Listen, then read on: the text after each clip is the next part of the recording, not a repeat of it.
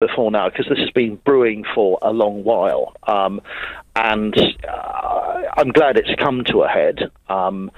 And it's very difficult to draw the line and say, below this we can't do anything, because you have to have the debate about what are the UK Defence Forces for, where are our Yes. interests, and what do you want them to do, and that's still being discussed. But just in terms of morale within the UK forces, the number of pieces of kit that are being postponed, all sorts of delays in repairs, recruits not coming through the door, and crucially, all those middle managers who we really need in the armed forces, who are jumping ship early to pursue a second career because they're not sure where defence is going in the next 10 years. And morale is terrible. Yeah. Morale is I don't want to overstate it, but it could be a lot healthier than it is at the moment. Yeah. And Peter, that's why we need to sort this out. No, we do. I thank you very much for coming on and giving us your expert opinion, and I've no doubt, Peter, we'll have you back on over the course of the next few weeks. Thank you. And it's interesting, isn't it? Peter Caddick-Adams saying he's surprised in many ways that the Tory backbenchers have stayed quiet on this for as long as they have. Yeah, I am worried what Washington think. And really rather backing that up is Lieutenant General Ben Hodges, who's commander of the US Army in Europe, and he said Britain's position as a key ally and a leading member of NATO would be at risk if its armed forces got any smaller. Well, let's just talk you through for a moment how small they've got. In 2010, there were 102,000 soldiers in the British Army. There are now fewer than 80,000 soldiers in the British Army, and these proposed cuts would see it below 70,000. In terms of the Royal Air Force, from the day David Cameron came in, there were 35,000 personnel. There are now 29,000 personnel. And in terms of the Royal Air Force, it's gone from 40,000 personnel to 30,000 personnel. I think we're making a very, very grave error.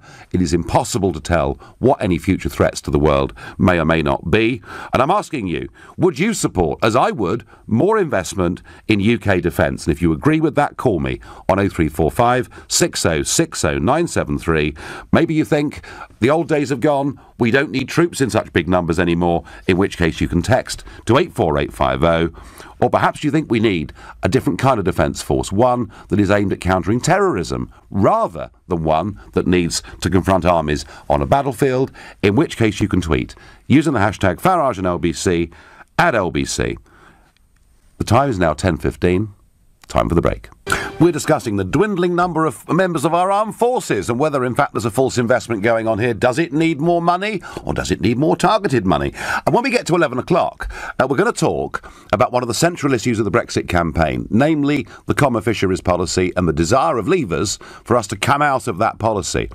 Because the government is talking about transition, there is some doubt as to actually when this might be.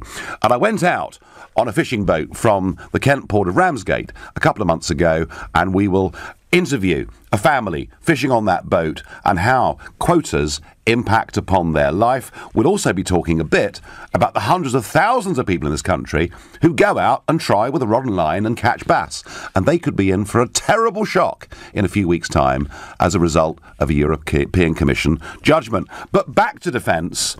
I talked to Peter Caddick-Adams, and the one thing that he and I agreed very strongly on is that if you continue to cut the size of your armed forces, you do send a very strange message to the world, not just to those who might wish us harm, but to those, indeed, who are our closest allies, such as the Americans. My first caller on this is Steve in Cheltenham. Good morning, Steve. Good morning, Nigel. I hope you can hear me okay. I can very well indeed, thank you. Now, what's your interest in this subject, Steve? Well, very simply, I've been in the defence industry for a number of years, and unlike Peter, I'm not an analyst, I'm an actualist. Namely, I'm involved in the European defence markets and activities of several nations in Europe and beyond. So I'm aware of what's going on that he's probably not. And I have to say, it's not just about numbers. Like the NHS, Nigel, you can spend billions and have little effect. Yes. There's always a demand for more. Well, what does more mean? More people or more technology or more capability? I think the first question is, does more equal better? And that's a question that few people, can answer. Well, what about, Steve, does less equal better? Less what?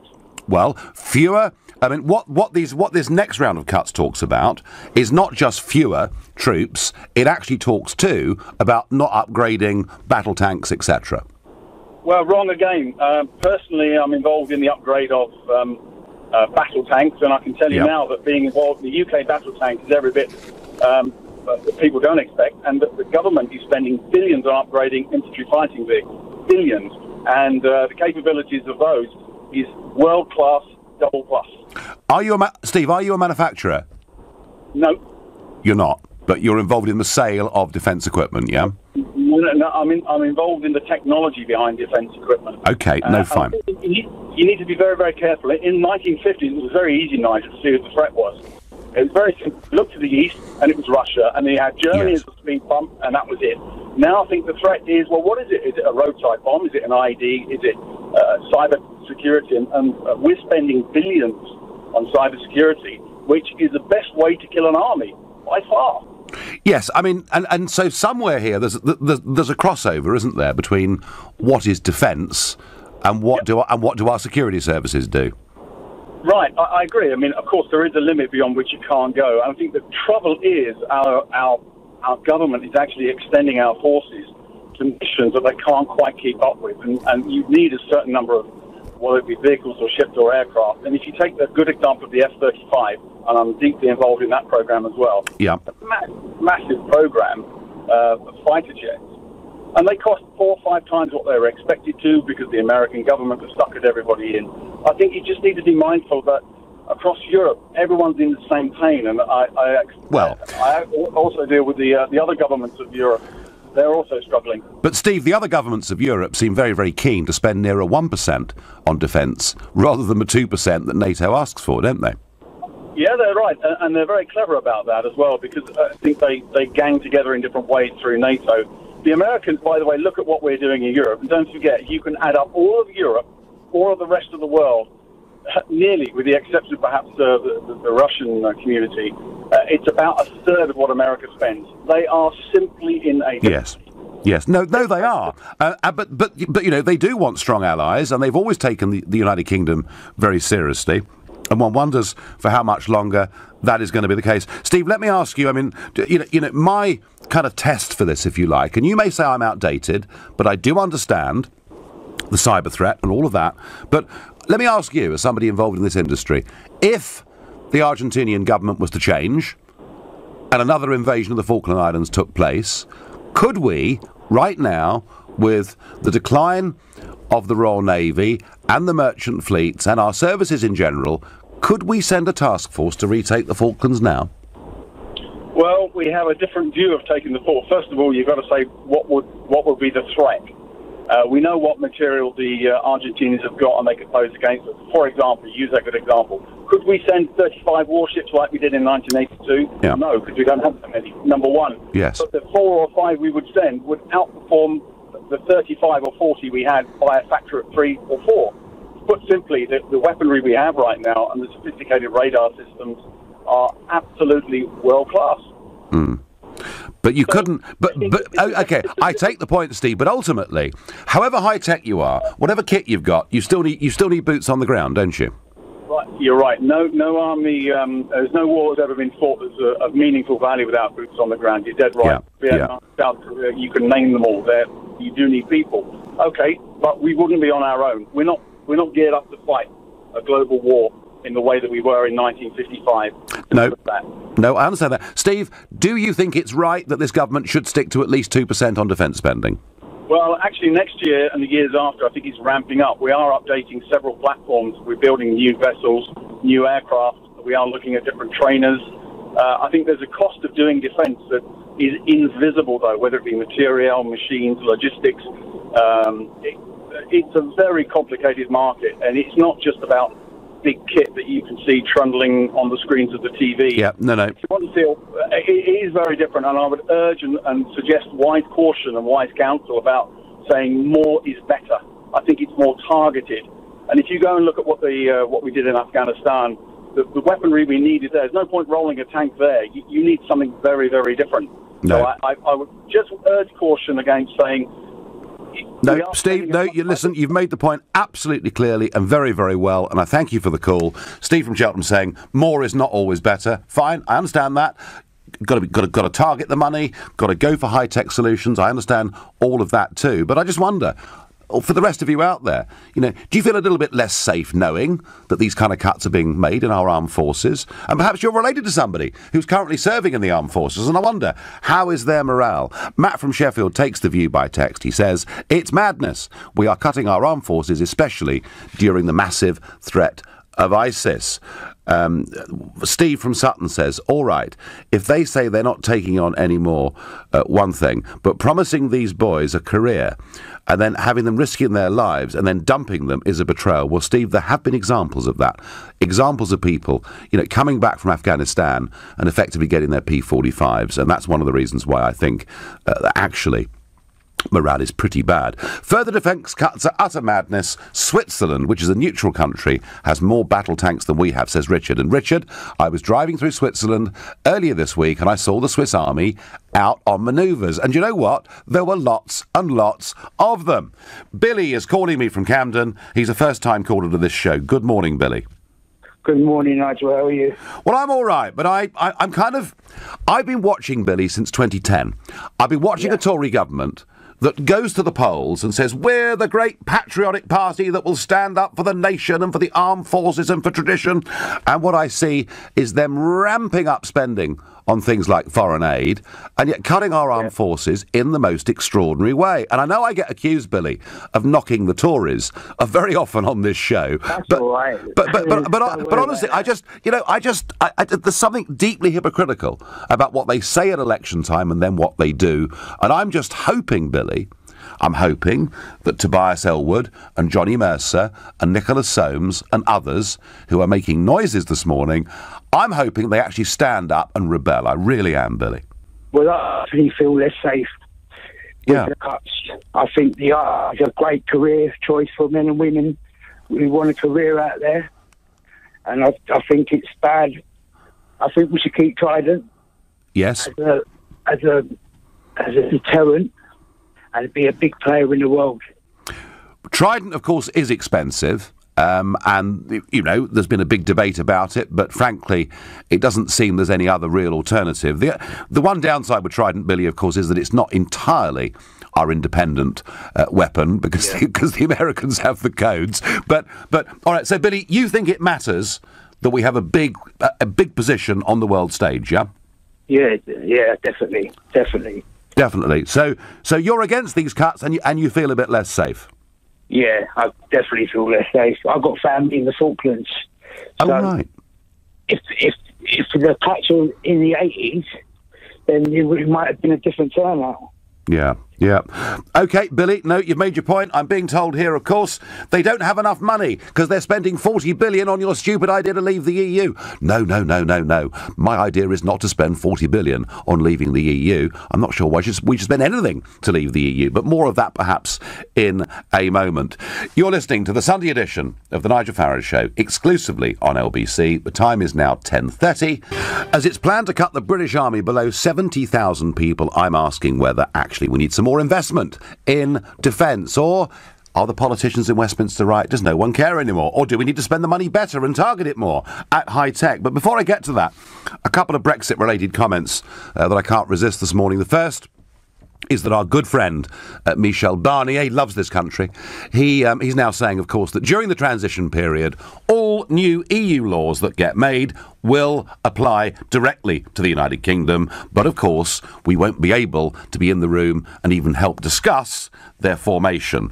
It almost makes you think, doesn't it, of no taxation without representation. But that, apparently, is what the Prime Minister wants to sign us up for. And when she was challenged about this by Jacob Rees-Mogg in the House of Commons, she said she thought it was unlikely that there'd be new EU laws during that period that would apply to us. Well, he's making it very, very clear, Mr. Barnier. And by the way, I wrote him a letter asking for a meeting, and he came back to me and said he'd meet me in the bar. I said that wasn't really good enough. I now do have a date in the new year to go into the Berlaymont building and to meet him, and I'll be following on, of course, from Nick Clegg and Lord Adonis and Ken Clark and virtually every Remainer in the country who's been to see him. So I will be going in there and trying to make the point that there are 17.4 million people plus now who simply want us to get on with this. And I really rather liked a letter that I saw yesterday from Chris Potter from Otley in West Yorkshire. And this letter was published in the Daily Telegraph yesterday. It said, "Dear Sir, imagine going to an auction and the auctioneer says, this is lot number 120 and we can open the bidding at £2,000. Someone in the room shouts, what is lot 120, please? And the auctioneer replies, I won't tell you until the reserve is reached. That is what the EU is saying to Britain. We should walk away now." Well done, Chris Potter. Because it is, we're being asked to pay some extraordinary sum of money without, at the moment, any guarantee of anything in return at all. They really are putting us in an impossible position, as indeed, to a large extent, now are the Irish government.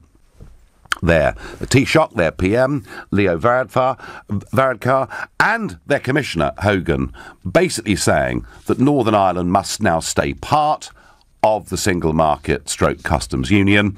And I am amazed that the Irish government is taking this line. They're even threatening to veto, future arrangements with the United Kingdom.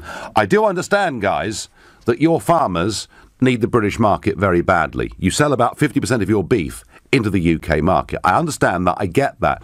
In fact, I'm sympathetic to that.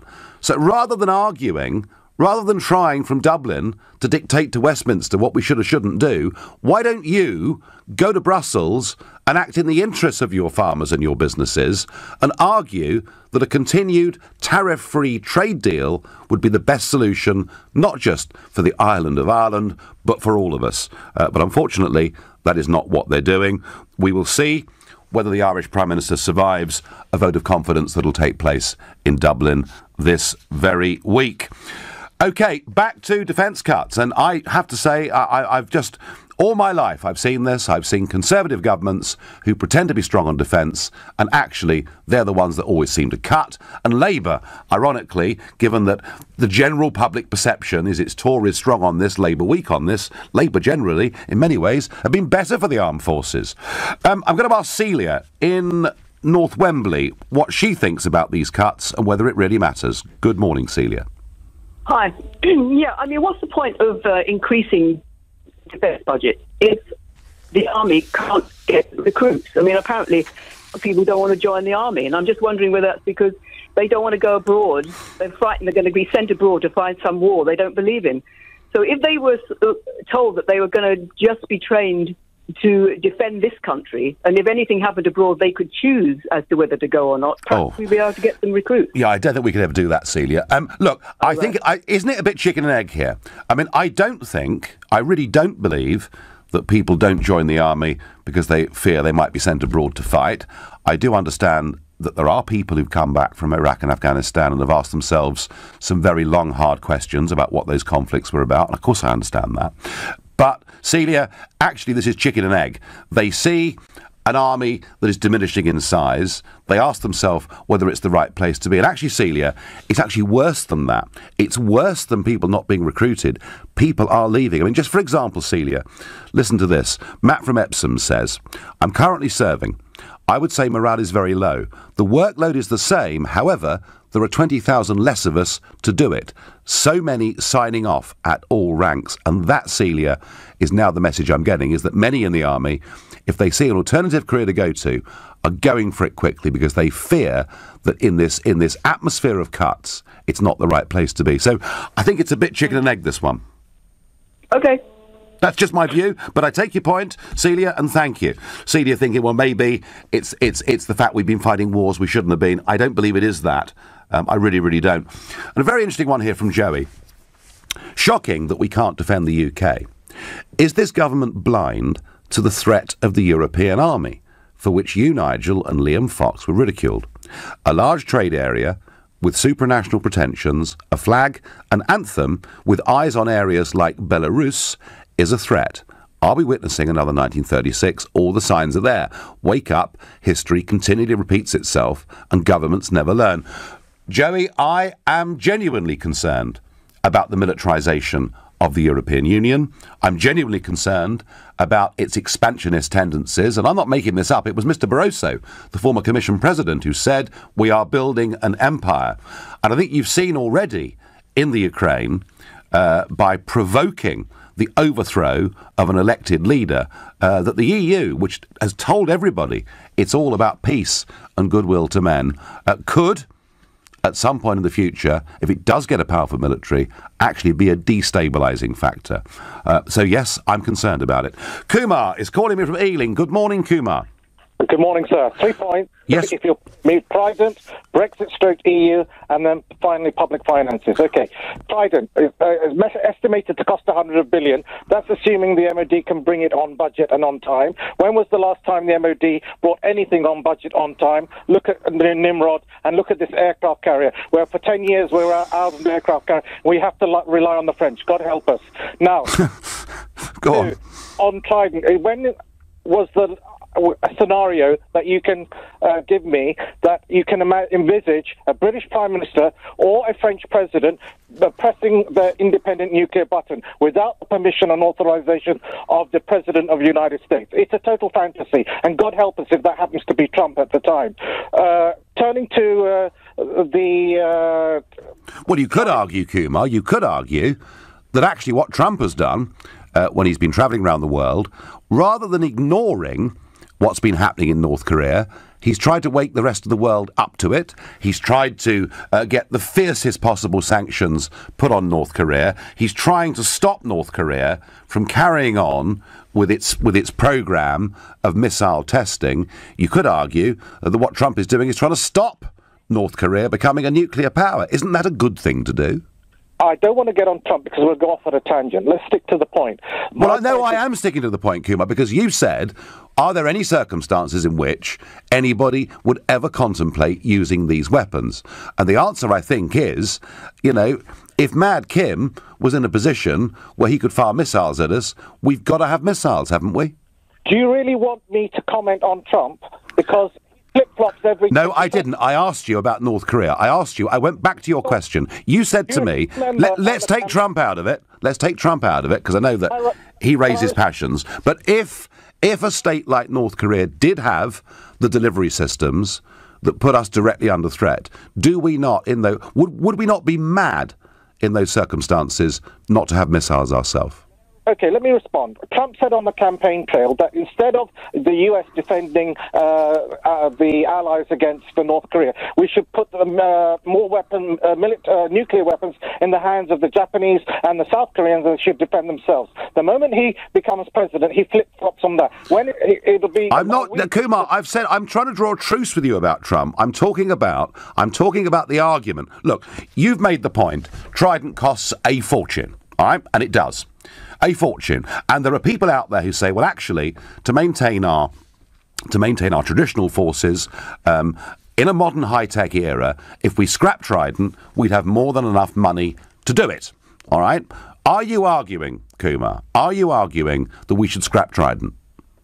Absolutely, and spend more on conventional weapons. Because if you look at our biggest enemies, who are they? They're Al-Qaeda, they're ISIS, and they're the Taliban. Are you seriously telling me we're going to use nuclear weapons against them? Of course not. The only way we can defeat them is through conventional weapons. Kumar, I can't disagree with that point. As it stands, ISIS don't have nuclear capability. Let's all on this Sunday morning pray to God that they never, ever do. And I thank you for your call. You're listening to the Sunday edition of the Nigel Farage Show, exclusively on LBC. It's 10:45. Does a British army going down to below 70,000 personnel in the next few years send the wrong message out to the rest of the world? And what's happening with recruitment? What's happening with morale? Now, Celia suggested from North Wembley that the problem was that people won't join because they think the foreign wars that we've been involved in weren't justified. Mick on Facebook takes the opposite view. He says people are leaving or not joining because there is no war to go to. When Iraq and Afghanistan were on, the military were inundated with people wanting to join. I don't know whether that's true. Christine thinks that HS2 also costs a fortune. I know where the money would be spent better. Yeah, well, there's also the point is they're not about the foreign aid budget. I've mentioned it once so far this morning, but I do get a tweet here saying defence should be the first priority for any government. No more foreign aid. Donate privately and invest instead in our armed services. The islands need defending. We need a sign outside every army barracks that says invest to save. And in terms of morale, because this does interest me, Nigel, I'm a weapons technician in the RAF. Do a bit of research and you'll be amazed how many soldiers, technicians, etc. are leaving. And no one seems to care. What a mess, says Kieran. And Kieran, I don't know that it's people don't care, but what I do know from my conversations off camera, and off radio mic, the green room conversation that I've had over the years with leading political figures from all the parties is that they view defence as a very low priority issue because they think people frankly don't care about it, and they think that the way people vote will not alter in terms of the way the government is seen to have dealt with this issue. They don't think it matters. Goodness me. If the Conservative Party felt their vote was threatened, they wouldn't have cut since 2010 in the way that they have. That's my view. Please tell me I'm wrong on 0345 6060 973. And John is calling me from Gravesend. John, good morning. Very good morning to you. Procurement is the problem. We're not getting enough bang for our buck. It works out like this. The UK spends 40 billion on defence. Yep. Russia, 60 billion. Mm-hmm. Americans, because they're the biggest killers anyway, 600 billion per year. I want to know how it is that Russia can have a Sukhoi Su-35 flanker at half the cost of an American F-35, known in America as the flying garbage truck. Why it is... So, John, we could be paying. Being offered. So we could be paying too much money. We could be paying too much money for kit. Is point number one. Point number two, of course, is I guess our soldiers, sailors, and airmen and women are paid a bit more than the Russians. And could it be that the Soviets have a smaller bureaucracy than we do in the Ministry of Defence? Is that possible? Well, they've got an army of a force of 1.9 million now been upped to support, so we can't call it that their wages are low. Right. It's expensive. This week, the MOD has offered experienced helicopter pilots a £70,000 golden handcuff to keep them in their jobs for 6 years.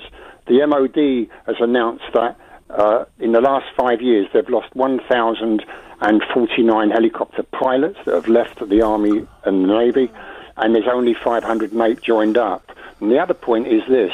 The army the military should multi-role. In other words, forget overseas adventures. They can do their defence job, and they can also be used in a civil capacity for border security, ports, and all that. And they can then be given. You get spearhead battalions that are on duty. They then can be used in civil society, attached to the police, with the powers of special constable, and they can rotate on that basis. Well, yes. I mean, I have to say, I think in times of big civil emergencies, then of course the armed forces could be a massive, massive resource and help to our police forces, and I do understand that, John. But your basic point is, it isn't just about the money we spend. You don't think it's being spent properly, do you?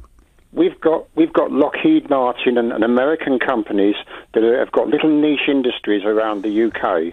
And then what happens is the politicians are offered the F-35, which was offered to them before it was when it was just a computer program. Yep. It wasn't even a built model. And then what happens then is, well, if you don't buy the F-35, we might have to shut a couple of factories, then constituencies. So in other words, having American influence or in industry in the UK forces us to buy American. And even Trump himself is fighting to get the F-35 bill down, and we're going to be suckers, and we're going to pay full price. John, you're not the first person to tell me that we've made some bad spending decisions in terms of defence kit. I've heard that from a former Cabinet Minister too. I thank you very much for your call. And John saying, look, we haven't always spent money wisely. We've paid over the odds for some of the kit that we've got. And even if that is true, and I suspect that it probably is, that's still not a reason, in my view, for cutting the army down below 70,000 people. That's how I feel about it. I think it's obvious obvious what they're up to. We are going to be part of an EU army. We're just not being told yet. Mark my words, says Madeline. Well, Madeline, we pushed very hard on this show a few weeks ago when it came to PESCO, this advancement of military integration within the European Union.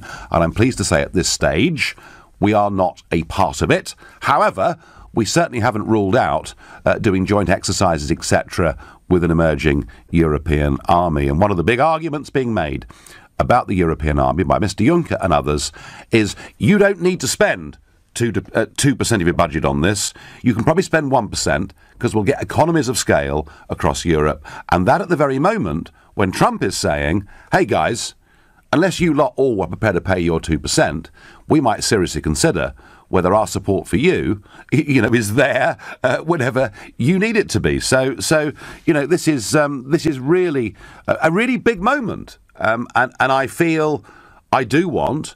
And by the way, it doesn't mean every single American foreign policy decision we should follow.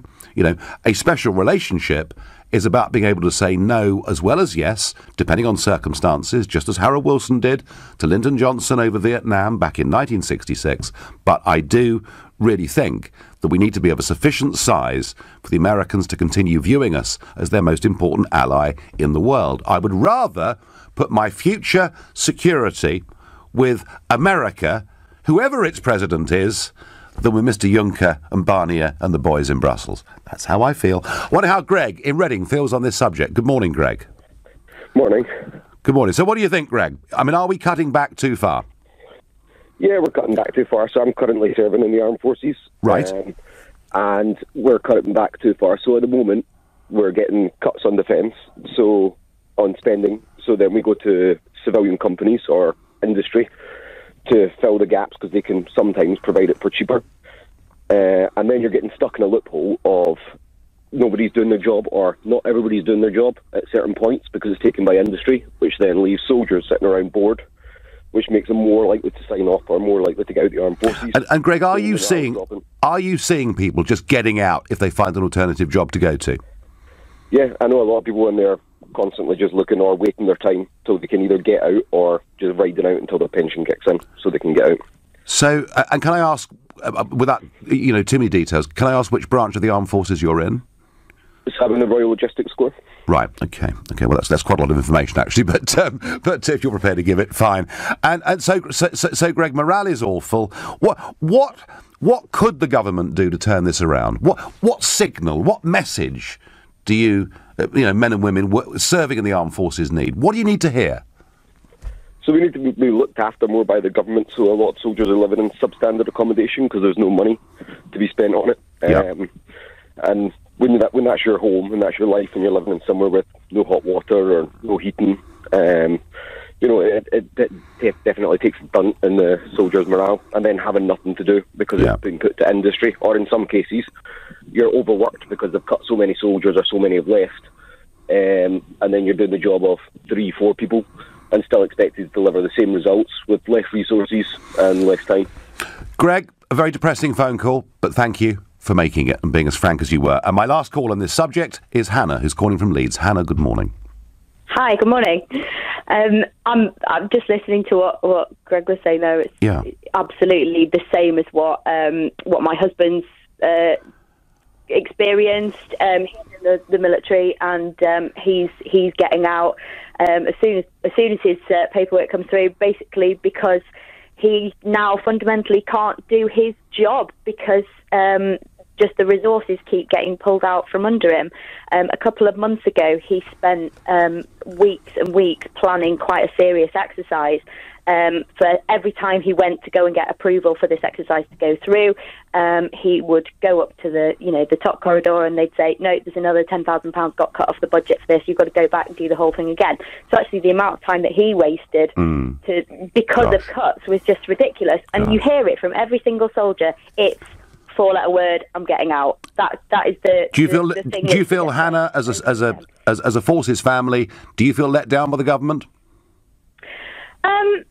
I think it's not so much let down by the government. It's this constant battle that we're not as important to people as things like the NHS or schools, because people understand the NHS and schools.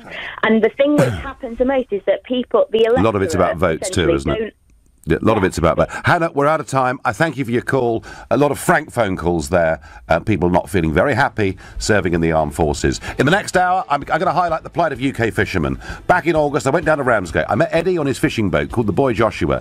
The aim of the trip was to find out the impact of a CFP on our fishing stocks. All of it, of course, being set and regulated by the European Union. I want to know, do you think it's time that we left the common fisheries policy? Should we do it now? If so, call me on 0345 6060 973. Or maybe you think a transition means we stay in it, in which case text to 84850 and go to the LBC website, lbc.co.uk, to see video and pictures of my trip out there and my encounter with the UK Border Force.